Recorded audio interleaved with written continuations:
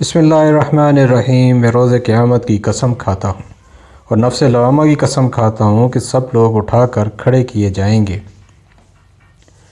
کیا انسان خیال کرتا ہے کہ ہم اس کی بکھری ہوئی ہڈیاں اکٹھی نہیں کریں گے؟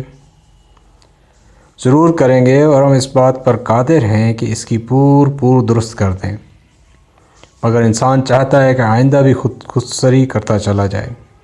پوچھتا ہے کہ قیامت کا دن کب ہوگا؟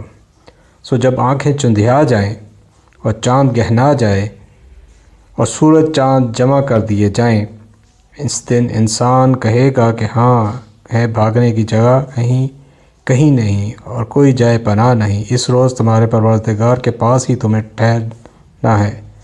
اس دن انسان کو جو عمل اس نے آگے بھیجے ہوں گے اور جو پیچھے چھوڑے ہوں گے سب بتا دیے جائیں گے، بلکہ انسان آپ اپنا گواہ ہے۔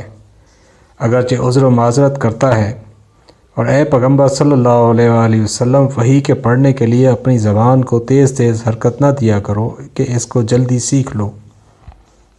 اس کا جمع کرنا اور پڑھانا ہمارے ذمہ ہے، سو جب ہم اسے پڑھا کریں تو اس کو سنا کرو اور اسی طرح اس کو پڑھا کرو، پھر اس کے معنی بیان بھی ہمارے ذمہ ہے۔ مگر لوگو، تم دنیا کو دوست رکھتے ہو اور آخرت کو چھوڑے دیتے ہو۔